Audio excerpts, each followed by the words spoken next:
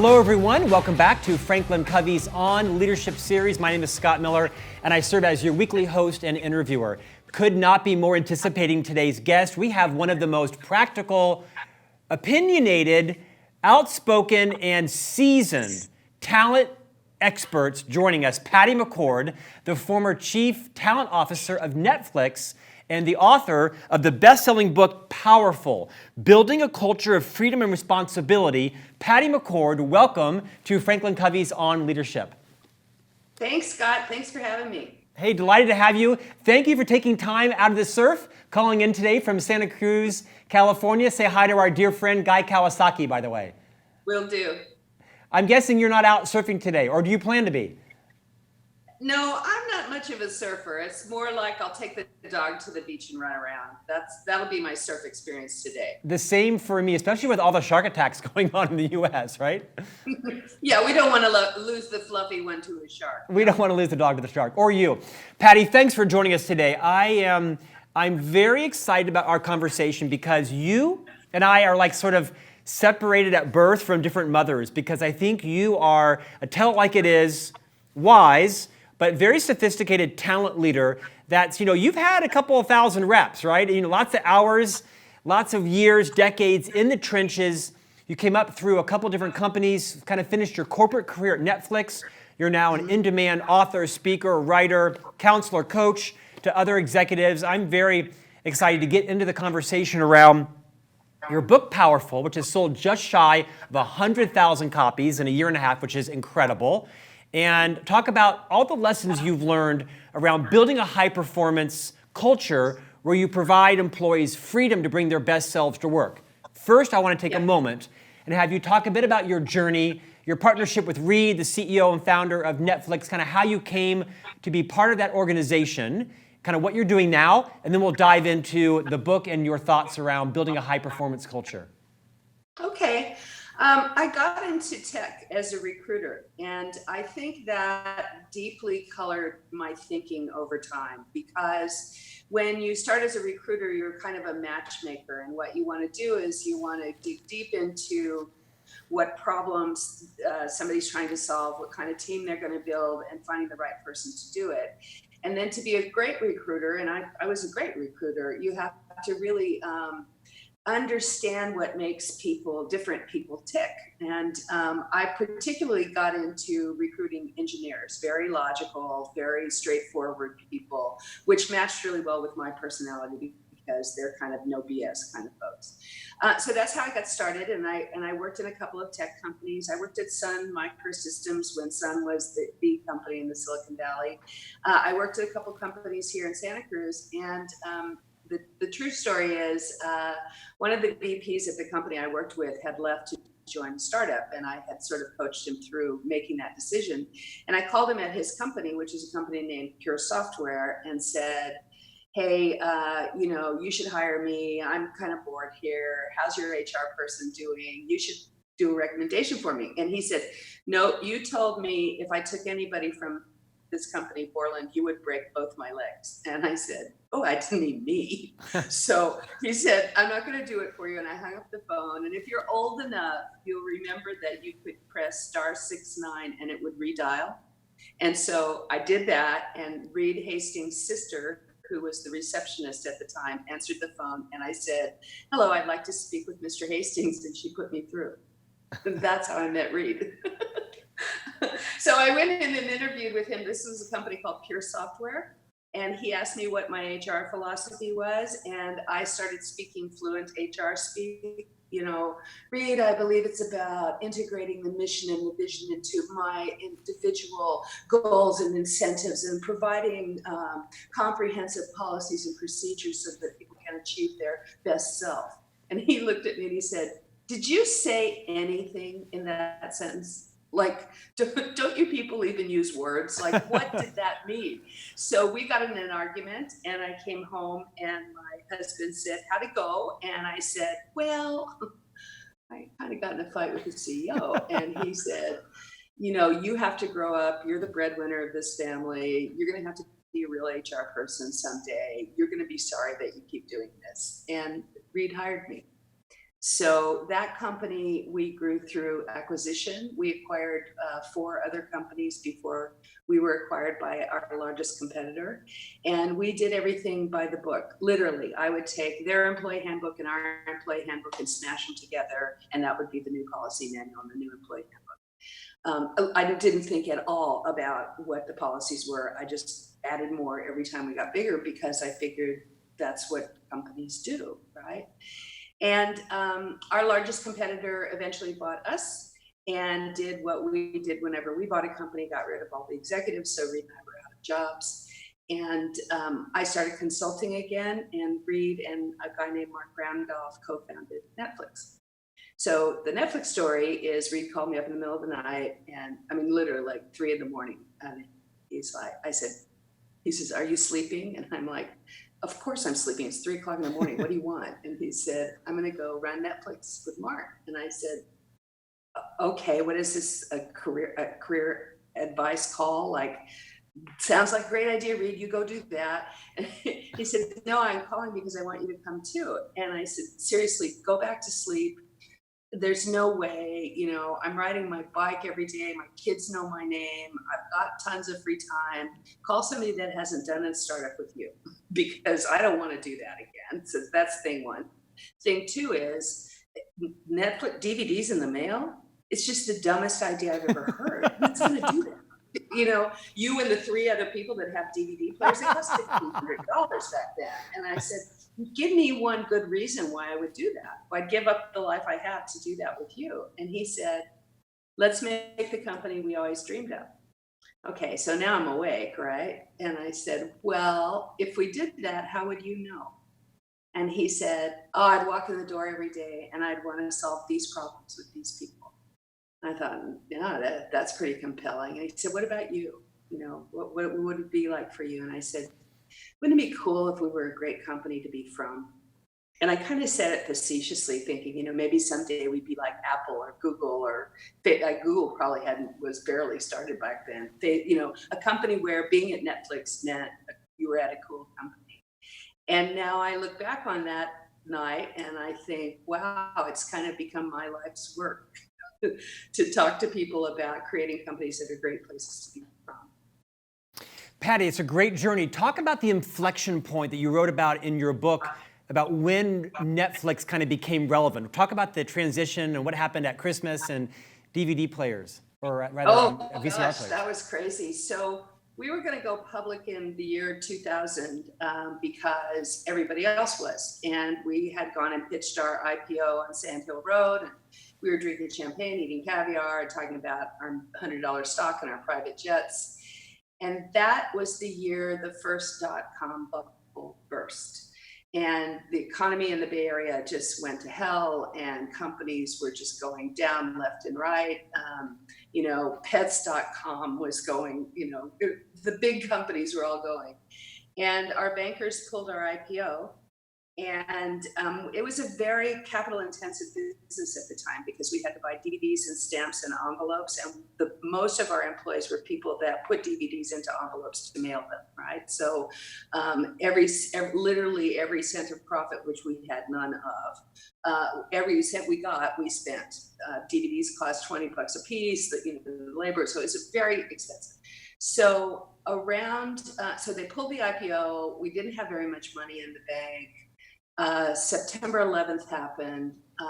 Anthrax happened. I don't know if you remember that. Yeah, of course. There was powder in the mail, right? So, of course, the San Jose Police Department was down at our warehouse all the time thinking something had come through the mail, right? So in October of 2001, I laid off a third of the company. We weren't very big, but it was a third. And I laid myself off because I figured, and Reed talked me into, he's like, "Don't go yet. If we can't make payroll by January, then you can leave." So, but what happened that Christmas was DVD players dropped to $99 a piece, and every one of us bought one. And the only marketing that we could afford to do was to put a cardboard red ticket inside each DVD player box that said, "Try Netflix for free." And our business went, whoosh. we were doing, and we couldn't afford to hire anybody, right? Because remember, every time I get a new customer, I got to buy 3 DVDs and stamps and envelopes and people to put them in. So we were doing twice as much work with a third as many people, and it was more fun. And that's when we said, let's try and keep this feeling. And it's when I looked around and I realized, I had said goodbye to anybody who wasn't technically capable and working on making just the DVD by mail service better. I said goodbye to almost all of middle management because I couldn't have anybody around whose job it was to tell somebody else what to do, right? People just had to do it. And I said goodbye to, honestly, all the babies and whiners and complainers, because it had to be people that really wanted to work hard and make it happen. And in the end, we got more done, and we got more done with less rules. And what we did, instead of creating processes and guidelines and rules as we got bigger, was we just said, we had a meeting every Friday in the parking lot. We called it the metrics meeting. And we literally passed out pieces of paper that were the executive dashboard in every company, right? This is how much money's coming in, here's how much we're spending, here's how many customers we have, here's what our problems are, here's what our issues are. I mean, we had basically an executive session with every employee in the company every Friday. So looking back on it now, I realized we taught people how to read a P&L, and we assumed that they could get it. Right? We assumed that we had smart people and they would ask good questions. And the honest truth was, it was a really fabulous, great meeting. And, it was also the meeting, we had it before the layoff too, where people said, things are looking pretty tough. It seems like the only thing we have left to cut is salaries. Are you guys thinking of laying people off? And we said, yeah, it's on the table. Everything's on the table. So that kind of transparency was something we did from the very beginning, and we just built on it because it worked so well. Patti, it's such an inspiring but sobering story. You were at Netflix for 14 years, chief talent officer, left, a little over a half decade ago, from, buying DVDs with every dollar you had to now. Do you know what the revenue of Netflix is, about gross revenue? I don't. It's so huge. It's so ginormous. When I left Netflix, I said to Reed, "So what's next? World domination?" And I had dinner with him a couple of weeks ago. I'm like, "What is it? Mars next? I mean, you going with Elon? We've conquered the world. So what more do you want?" So well, clearly revenue is in the multiple billions. So it's and the global revenue is as big or bigger than the U.S. revenue. That's just really exciting. That's fascinating. But it's so inspiring to hear you, because you're an entrepreneur. Maybe you don't call yourself that, but you clearly are a scrappy, roll up your sleeves and get it done entrepreneur, and look what's happened in less than 20 years. Patti, I want to get into your point of view, your experience, your opinions on the role that HR plays in organizations. First, I want to talk about this concept at Netflix of hiring fully formed adults, as you call it, and the role that plays in the decision-making around recruitment and retention. Talk a bit about this concept of fully formed adults. Reed says I'm not supposed to say fully formed because none of us are ever fully formed. We keep forming all the time. So I'll put that caveat in there. I just mean mature. I mean people who, and when I say fully formed adults, or I talk about adults, I'm not talking about age. Because I've seen really mature 20-year-olds that are really capable of doing really important work that matters. And I've seen really immature 45-year-olds, right? Yeah. So I mean people who are, grown-ups. They're responsible. They have, I also mean in every job. I mean, people have mortgages, and they have cars, and they have families, and they have responsibilities outside of work. So I think it's really foolish to think that when somebody walks in the door that they suddenly lose all that responsibility, right? And so I think that you can tell in an interview whether or not somebody's going to feel responsible for the work that they do, and make sure that you only hire those people that do. And the other thing is, to make sure that you hire people who appreciate teamwork and want to be part of a team. I've found in the Silicon Valley, particularly, there's this sort of the myth of the superstar, right? The individual contributor that can do unbelievably amazing work, and they don't have to be very, have to get along with other people to do it. And I find those employees to be just a rat hole, right? I mean, my theory is a third of the people love the company, are smart people who love the company and are going to be pretty positive about what you're trying to do. And there's up to a third of the people that are kind of suspicious of management. And it may be from their upbringing or people or places they've worked before where they think, well, the leadership is going to screw you if you don't watch out. Those people have to go because the people in the middle pay attention to whoever gets the most attention.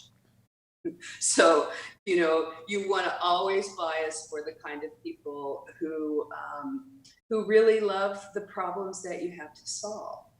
And it's not just the product, right? It's not just the company or the reputation of the company. You want people, this is from my recruiting background.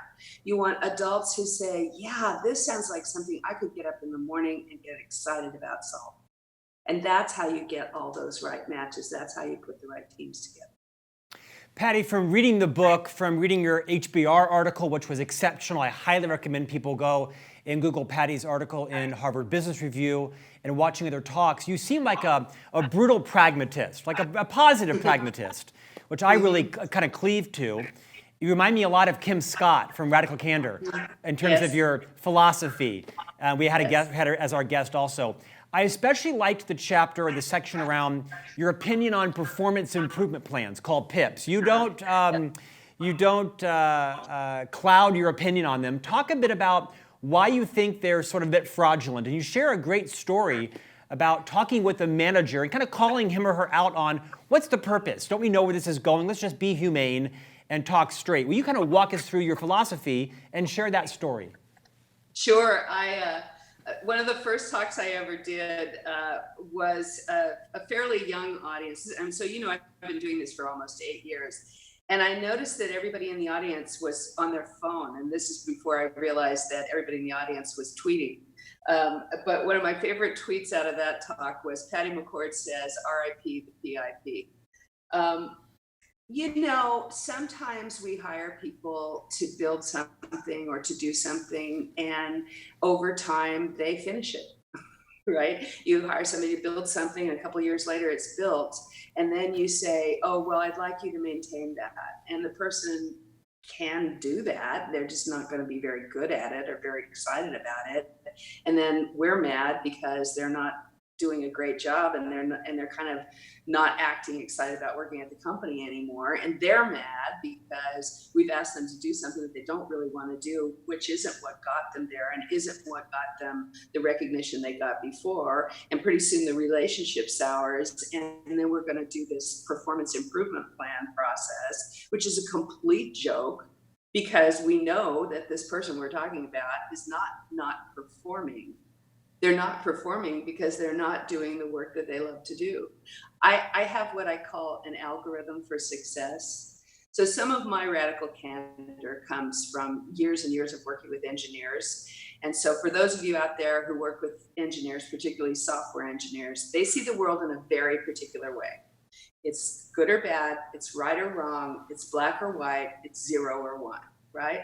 And so with very logical people, the thing that makes the performance improvement plan so ridiculous to them is that they know it's a lie, right? They know that it's a game to get rid of them, and it's completely heartless and cruel. And so the story I think you're referring to in my book is of a manager who had a woman on the team who was someone who was doing, at the time we did manual quality assurance, right? We did manual testing on a lot of the products when we first started streaming.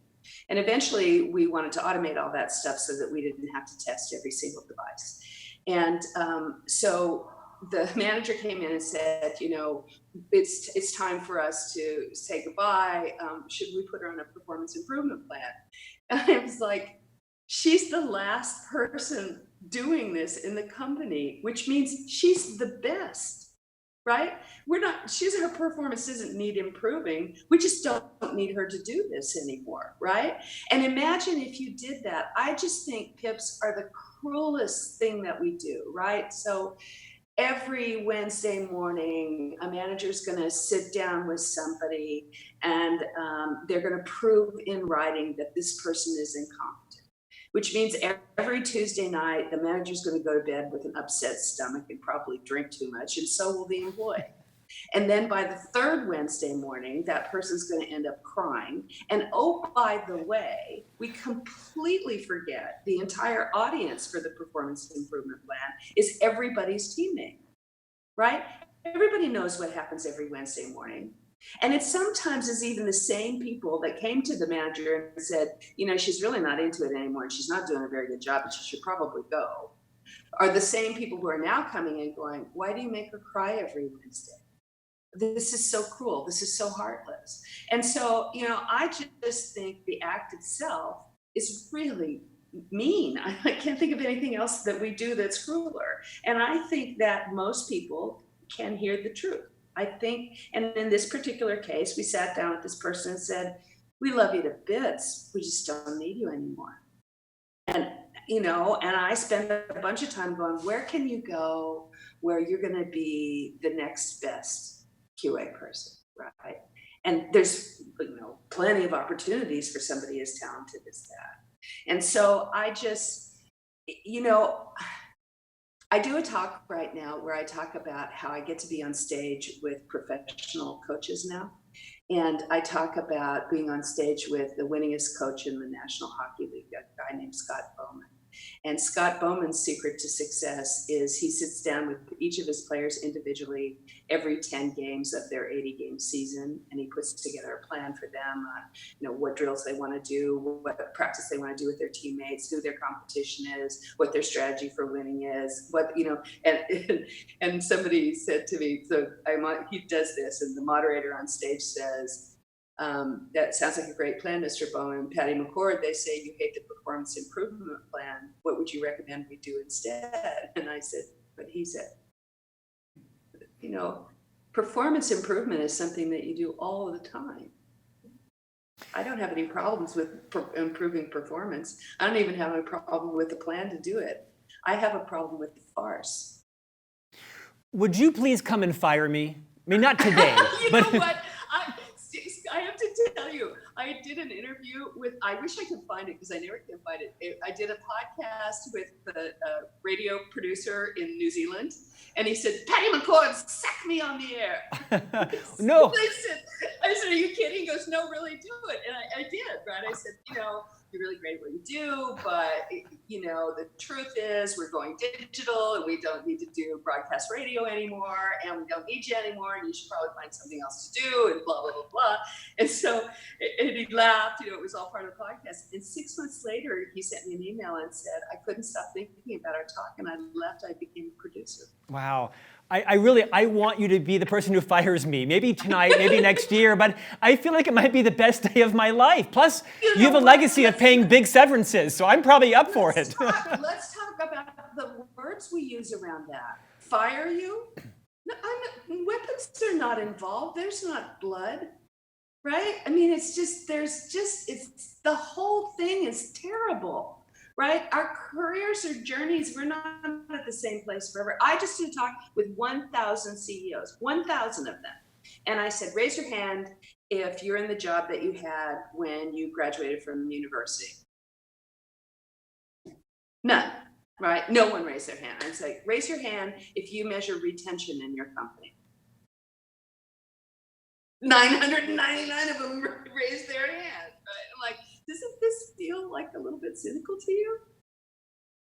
Yet that phrase got someone elected president, right? So there must be something around that. Yeah. We won't go there. Okay, so let's talk, Patti, before we go to the culture deck, which of course you've achieved some accidental, but well-earned fame around your role in the now infamous, famous, ubiquitous 10 million downloaded versions of the Netflix culture deck. Let's go there in just a second. I have it in my hand here.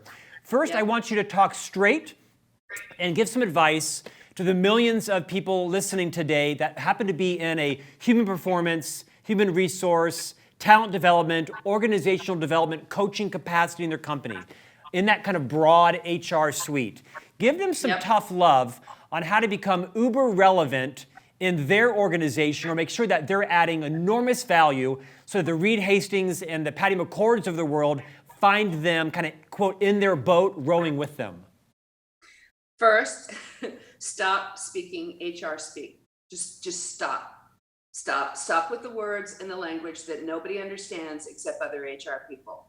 I'm not kidding. And start speaking the language of the business you're in.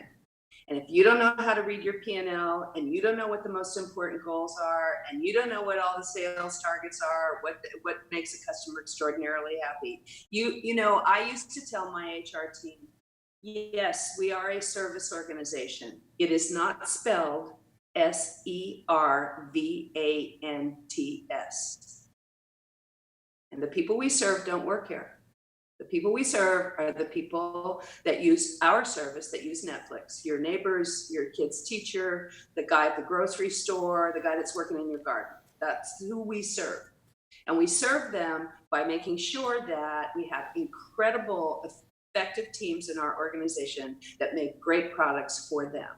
So the most important thing you can do is get out of your HR role and get into your business role. What is it that's going to take to make the business successful? So that's number one. Number two, stop speaking HR speak. And the third most important advice I could give people that they almost rarely take is throw something away. So I've been surrounded by innovators my whole life. And when I was at Netflix and we were inventing the streaming service, we didn't say, you know, let's make broadcast TV just a smidge better. Right. I'm sure somebody can do better than the cable, you know, grid. We said, let's make this an amazing, compelling experience for people to hear stories from all over the world. Stories that they're going to love to hear, stories that are going to really move them, right? And so when your goal is that, then you have to stop doing things that don't matter anymore. And I find in most companies, most HR policies and procedures, and when I pin down the HR person, say, tell me what the purpose of the annual performance bonus is, right? Here's a great example, right? We do an annual performance bonus. I was just coaching a company here in San Francisco, and I'm talking to the CFO and the head of HR, and they've spent the entire month of December rolling up everybody's goals and OKRs and all the business objectives and doing the calculations to department by department, team by team, individual by individual to pay the year-end performance bonus that they always pay and have always paid, right? And I said, so if I look at this objectively, this really isn't an award for performance, is it? It's deferred compensation because you always get it, right? And I said, then let's take a look at your employee population here in San Francisco, the most expensive city to live in the nation probably at this point. And so what are they going to do? Go to their landlord and say, oh yes, I can pay you that extra $1,000 a month in rent. Can I give it to you in January? Because I always get a $12,000 bonus in January. Right? So, I mean, it's an example of like, I'm not saying that bonuses might not be a good thing in your organization, but how do you know they weren't? Right? We don't ever say, well, without them, or why not just say, you know, this is what I did at Netflix. I said, tell you what, we don't do performance bonuses. We just expect a lot from you. We're just gonna roll that in and pay you more, but we're gonna expect more. We're gonna expect you to be a high performer all the time. That's how that works. And you know what? Worked out just fine. So the advice is to really spend some time every day, once a week, looking around you and saying, why is it we do that? Is it still relevant? And if we started from scratch, would we do it that way? Right? We're managing people like we did in the 1965. You know, the idea that it's our job in HR to protect us I mean, we're kind of getting schizophrenic here, don't you think? Like on the one hand, you got to protect the company from those evil employees that might sue you. And on the other hand, your job is to make them deliriously happy all the time. I mean, no wonder people are confused as to why we're there. Patti, you and others at Netflix really kind of flipped the script on a lot of the culture policies, the human resource policies on vacation pay and travel, employee reimbursement. I love the phrase, I think, is there a 5-word phrase that defines the travel policy at Netflix? Talk about that. Act in the company's best interest. Act in the company's best interest. So here's the story of how that came about. So when we get to talking about the culture deck, I'll tell you that I think of myself as the COO of the culture. The chief operating officer is like, okay, how do you actually make this stuff work, right? So here's the story of act in the company's best interest. We had gone public. The auditors were all over us. The SOX guys were all over us. It was time for grown-up policies and procedures. And at the time, we had been operating pretty much within budgets because we talked about money all the time with everybody, right? And we didn't give people a lot of parameters. We just said, do what you need to do. So now all of a sudden it was time for a travel policy that had to be approved by finance and an expense policy that had to be approved by finance. And so one of the stories I tell is we moved offices in LA, and I went down there. I sent the receptionist to facilitate the move, and I said, "Oh, I forgot, we're in a different place. I got to find a new hotel." And she said, "Oh, you should stay at the place I'm staying around the corner. It's called La Hermitage." And I said, "You stayed there?" And she said, "Yeah, I got a corporate rate. It was only $800 a night." And she said, "The room service is amazing, and I'm going at lunch to get a hot stone massage," right? So I come back and I said, tell the story to the CFO, and he says, see what I mean? See, if we had a travel policy, she wouldn't be making mistakes like that, Patty. And I pulled out a copy of her travel, her expense bill, and a copy of the mover bill. Like the movers had pizza for lunch, right? And they were the same. And I'm like, her issue is not that she can't read a policy. Her issue is that it's the company's money when she's paying the movers. And it's not her money when she's paying the hotel, right? And we should be thinking about it in the same way. And so why should somebody with a PhD in math go ask somebody in finance for approval of an expenditure over $10,000? They know what greater than 10,000 is, right? Instead, and this took years, right? These are like when you decide to do things differently, that doesn't happen overnight. Instead, what we did over the years was take all of those people in finance whose job it is to approve stuff and replace them with people who can sit on the team with the teams at their team meetings and say to them, "Hey, by the way, we've budgeted $10,000 per employee for equipment expenses, and our run rate's 12.5. What do we want to do about that?" Right?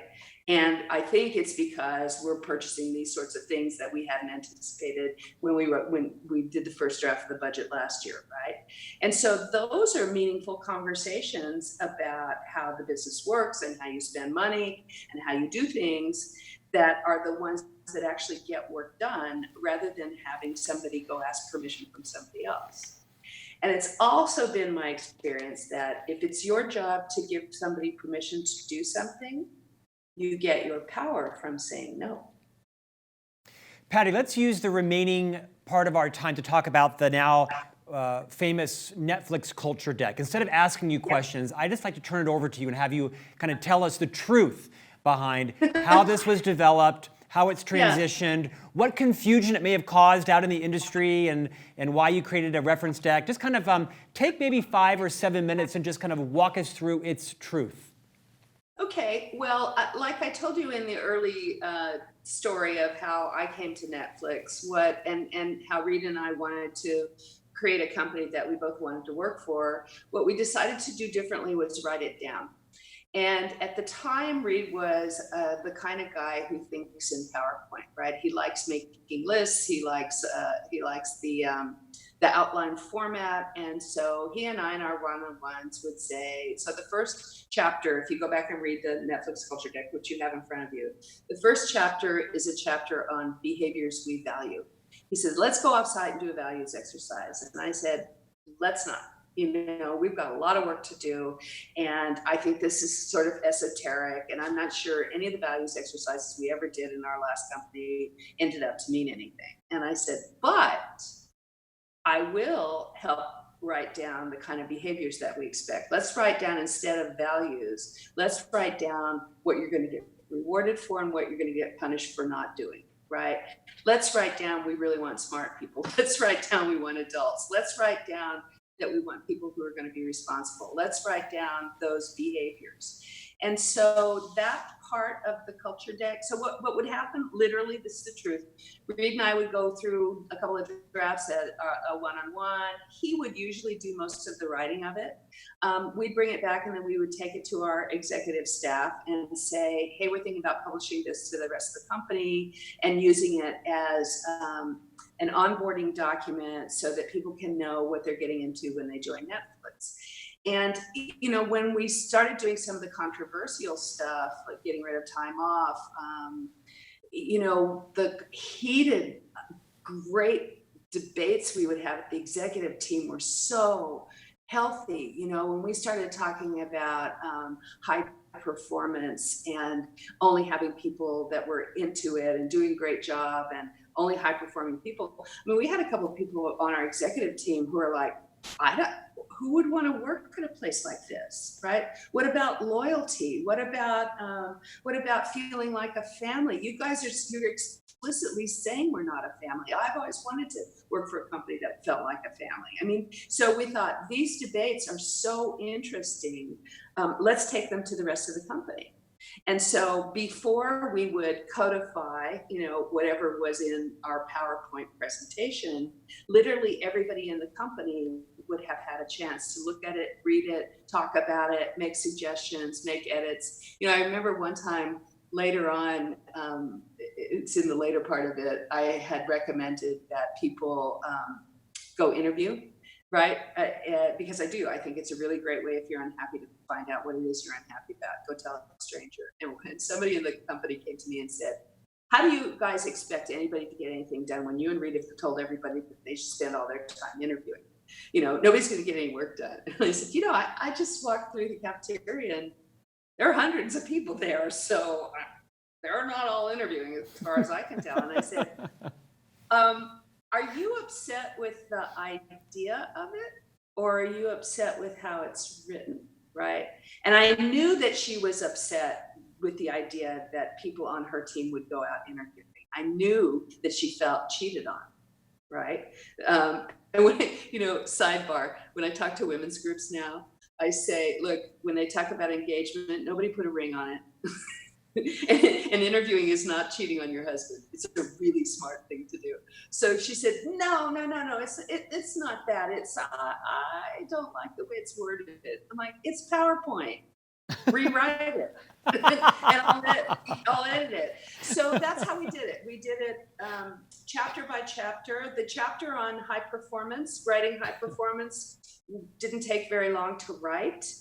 In my own team, I would say it took 4 years to put together the mechanisms to make it so, right? So I had to have a really great recruiting team that really understood the business and the teams and could find fabulous people for the work that we were going to do, not just the work that we were doing. So I had to I hired my best headhunters and brought them inside and paid them what they made with bonuses outside as a headhunter, and they saved me money. Crazy idea. I had to put together, get rid of the idea of performance improvement plans and figure out what our severance policy was going to be. I had to spend years reprogramming managers who came from other companies to have open and honest conversations about work with people, because most of those times they would come in and say, I'm having a problem with one of my people, Patty, could HR take care of it? And I would, shove them out the door and go, I'm not managing your team, you are, right? I can do a lot of tips on that stuff too. But basically, so we wrote a chapter. We tried to make it real. When we made it real, when we had a company with a very high density of very talented adults who were performing, that's when we could write freedom and responsibility. Right? We couldn't do that until we had a whole bunch of people that we trusted to do that. And then once we wrote freedom and responsibility, then we could write the next chapter, right? Then we could start talking about how compensation really works, right? Then we could start talking about all of those things. So that entire deck that you have in your hand was our internal onboarding document. The honest truth is, we would, when 10, 15 people would join the company, Reed and I would sit in a room with them, honest story, and just go through the deck. Patty, and that's how we did it. And okay, so but better story. We're driving to work one day, Reed and I carpool together, and he said, I met this woman last night at a dinner who has this really cool new company. They put PowerPoint slides online, right? And I said, it's called SlideShare. They're doing PowerPoint slides online. I said, oh, that is a great idea. I wish I had thought of that. I wonder what people are going to publish. And he said, oh, I put the deck out this morning. I was like, you did what? And he said, why are you upset about it? I'm like, oh God, Reed, it's the ugliest document known to humankind. I don't even think the fonts are the same chapter to chapter. You got the little arrow slides, and I'm like, it's just graphically hideous. And he said, you never told me that. I was like, well, I didn't want to upset you. And I said, secondly, you're going to scare off all my candidates. And he said, only the ones we don't want. Patty. So Patty. interviewing, that deck changed the way we interviewed the next day. This discussion is so valuable. I wish we could take more time. I want to ask a couple more questions. First, you're right. This PowerPoint deck is not very visually appealing, but it's deliberate. It's prophetic in terms of when you look at it. In fact, I reread it last night. And it's widely available. Google, Netflix culture deck or Patti McCord culture deck. It's everywhere. Been downloaded probably 10 million times, literally. And this program will probably add 1 million downloads to it. Mm-hmm. When I looked at it again last night, I looked at it less through the lens of an executive officer at FranklinCovey, which I am, thinking about our culture. I looked at it through the lens of my own maturity or immaturity, my own level of engagement without a ring, with a ring. And I was a little bit humbled as I looked at some of the pieces around selflessness and making sure that I'm putting the firm first, recognizing that, I'm here for the firm, but I'm also here for my own career, my own skills. Talk about briefly some of the most passionate pieces in here that you think could give some advice to people's own level of maturity and contribution. Yeah, I think that the selfless part is also tied to company first. It's something, like I said earlier, Reed says we're never fully formed. Adults are always seeking more forming. And that's part of it. It's that constant learning about who you are and how you operate with others. And the selflessness comes from understanding as you grow as a leader that you get more done by having amazing people around you that do amazing. I told you I had dinner with Reed not too long ago, and I said, so what are you up to these days, boss? And he said, I make almost no decisions, and I'm so proud of it. Like the teams are so competent and they're so capable all over the world. It's just like he's like, I go to bed at night no longer proud of like, boy, I made the right call on that one, and more like, wow, we've got a great leader in that organization and they're making the right call. And so, I think for me, over the years, it's been looking at and teaching other leaders, like the way for you to get ahead is to surround yourself with people that can make a huge difference to your organization. Patty, I think the last discussion point is something I'm especially intrigued about.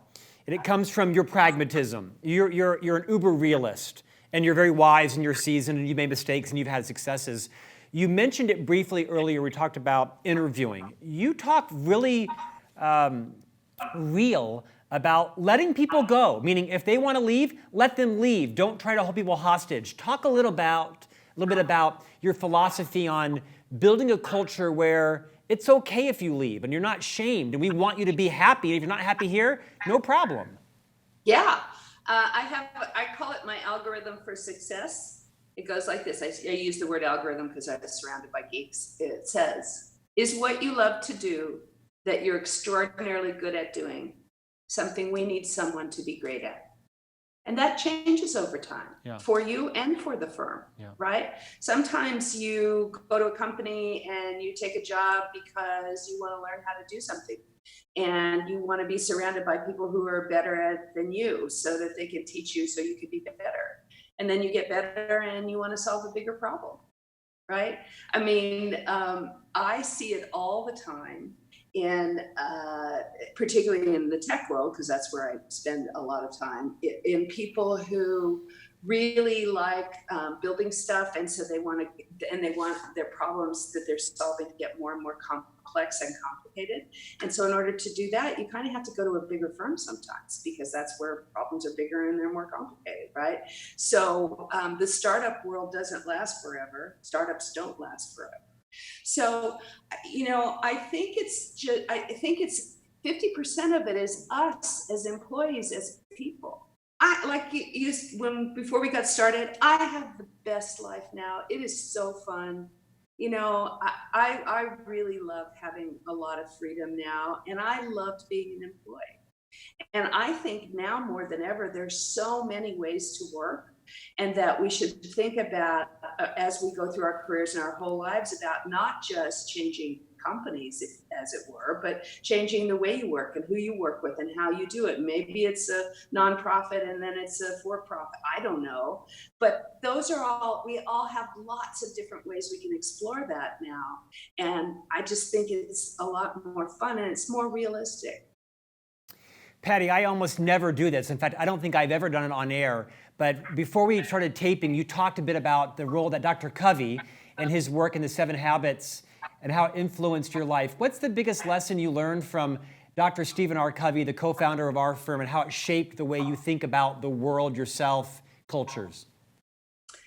I told you earlier, I think for me personally and for my work, it's been the idea of big rocks. And so Covey talks about, we can fill our lives with all these little things, the endless emails or the phone calls or the conversations, just all this little stuff that comes up every day that we think, we got to get it done, we got to get it done, we got to get it done. And the metaphor he uses is, if you fill a bucket with sand and then you try and put boulders in, they don't fit because it's full of sand, right? But if you put the big rocks in first, the stuff that's most important, then you can pour the sand in and it'll fill in all the cracks and crevices. And so it's a visual that represents prioritization and reflecting on what's really important to you and what's important to the company. When I coach companies now and I advise them, I say, look, strategy is not what you're going to do. That's called planning. Strategy is what you don't do, right? So you have to find those big things that you must do and get those done first. And so I would say that that's the part I remember most, that I still use in my life and my work every day. Patti, you're a gem. Thank you for your contribution. What's your favorite Netflix program? I know you weren't on the programming side. You make that quite clear. What's the program you like the best? It's too hard. it's just too hard. It depends on, where my head's at. Yeah. These days. I'm anticipating the new season of The Queen. I'm still mourning the end of Orange is the New Black. Stranger Things is hysterical. So, I've cut the cord for 1,000 years until my husband decided he wanted sports back. So as soon as somebody does a sports streaming service, it's all over for cable. I don't know. I'll leave you with we used to listen to the Blockbuster earnings call on a Polycom in a conference room, and we'd all sit around the table and listen. And I remember one time an analyst asked John Antioco, the CEO of Blockbuster, what he thought of Netflix. And he said, they are a net, they are nothing, no one cares, they will never, ever succeed. Don't ask me about them anymore. And I remember on the whiteboard behind our CMO was our subscriber numbers, just going up into the right. And I remember sitting there thinking, wow, we could beat Blockbuster. It was bold. Patti McCord, co-creator of the Netflix Culture Deck, do Google it, download it, author of the new best-selling book, Powerful, Building a Culture of Freedom and Responsibility. Patti, thank you for joining us today. Thank you. Thanks for having me. It's been our honor. Thanks so much for your time today. We'll see you back next week for another discussion on FranklinCovey's On Leadership.